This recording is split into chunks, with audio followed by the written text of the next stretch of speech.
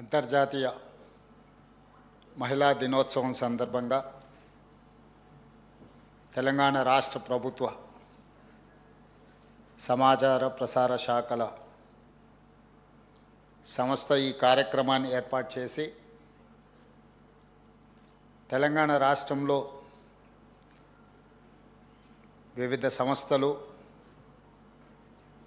పత్రికలు ప్రసార సాధనాలలో పనిచేస్తున్న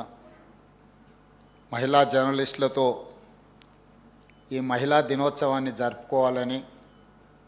ఈ కార్యక్రమంలో నాతో పాటు ముఖ్య అతిథులుగా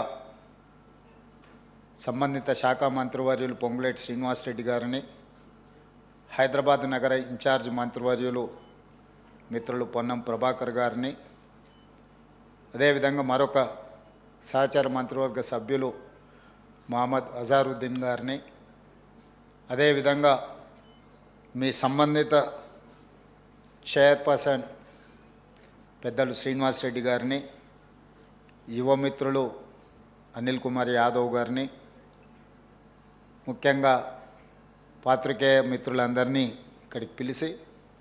ఒక మంచి కార్యక్రమాన్ని ఏర్పాటు చేసినందుకు సమాచార ప్రసార శాఖల కమిషనర్ గారిని రాష్ట్ర ప్రభుత్వం తరఫున నేను అభినందిస్తున్నాను. ప్రతిసారి మహిళా దినోత్సవం అంటే వేలాది మంది ఆడబిడ్డల్ని ఆహ్వానించి ఒక కార్యక్రమాన్ని ఏర్పాటు చేసి రాష్ట్ర ప్రభుత్వం చేపడుతున్న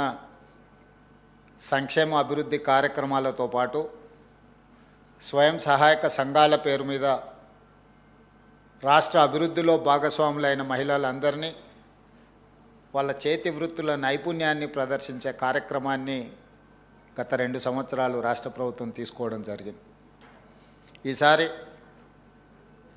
మంత్రివర్యులు శ్రీనివాసరెడ్డి గారు ఒక సూచన చేసింది. ఈ మధ్యకాలంలో జర్నలిస్టుల